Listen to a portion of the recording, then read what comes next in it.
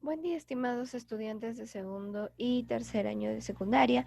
Vamos a continuar con nuestras clases de biología y para ello vamos a ver el tema de la protozoología, es decir, que ya vamos a estudiar a los protozoarios el día de hoy. Vamos a ver cosas teóricas, generalidades, estructura de protozoarios, porque la próxima semana ya vamos a trabajar con lo que son las enfermedades y los parásitos que generan enfermedades más comunes. Entonces, aquí tenemos generalidades sobre parásitos del reino protista. Como pueden observar, el reino protista o subreino protozoa. Ojo que solamente vamos a estudiar a los protozoarios, porque sabemos que el reino protista pertenecen subclases como protozoarios, algunas algas, amebas, etcétera. Lo que vamos a trabajar son protozoarios, porque estamos estudiando la protozoología. Entonces, son de vida libre y otros parásitos afectan o viven de animales y plantas. Son microscópicos y se localizan en diferentes tejidos del ser humano. Algunos son inofensivos, pero otros llegan a producir daños ya que trastornan o dañan las funciones vitales, causando enfermedades. Y en ciertos casos algunos pueden provocar hasta la muerte del huésped, quiere decir de la persona, del animal o del ser vivo donde están habitando.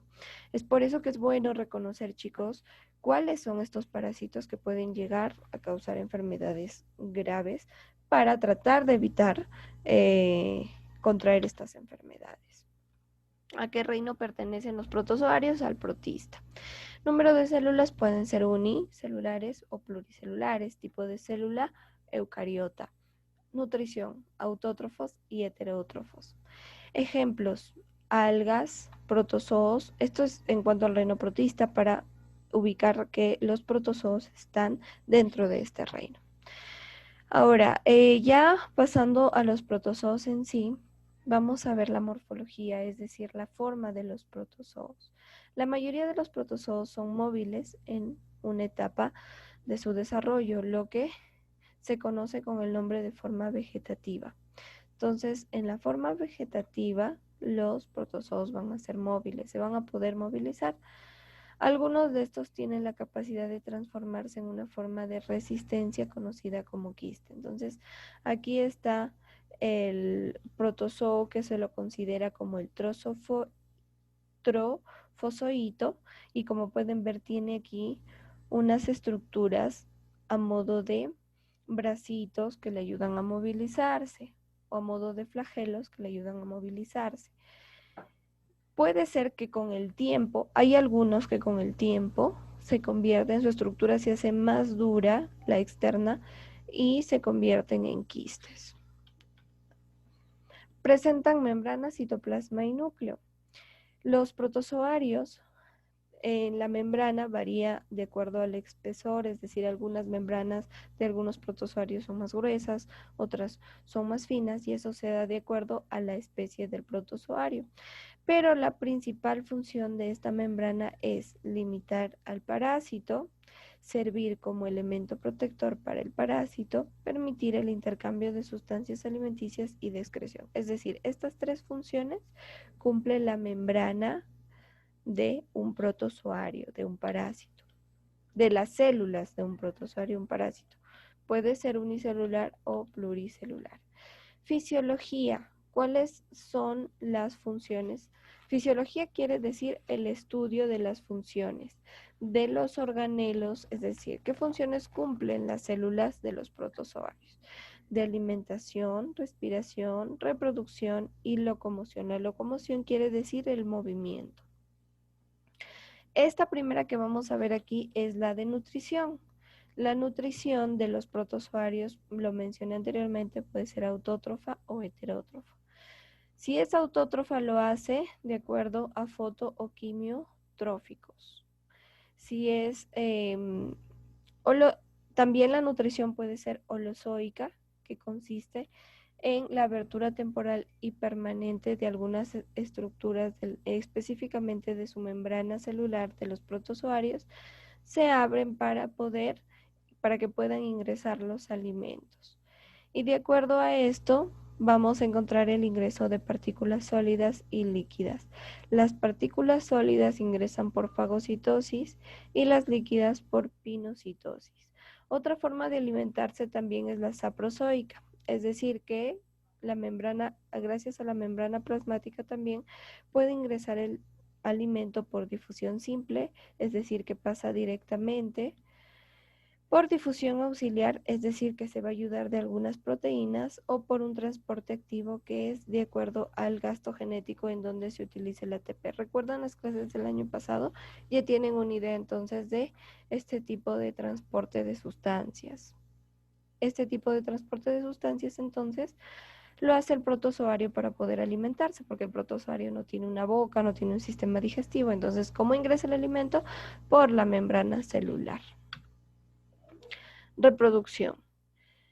Puede ser reproducción asexual o sexual. Los protozoarios, para reproducirse asexualmente, lo hacen por división binaria, división múltiple y endodiogenia, que quiere decir que hay células hijas dentro de una célula madre. División binaria.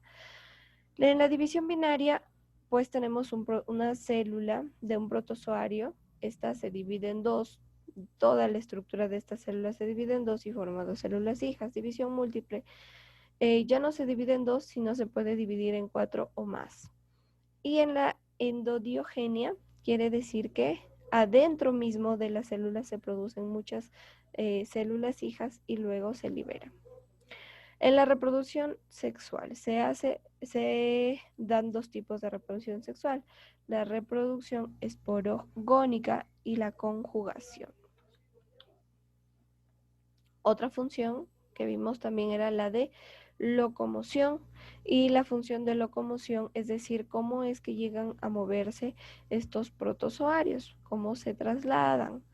Pues lo hacen mediante pseudópodos, mediante flagelos, mediante cilios y mediante esporozoarios. Muy bien.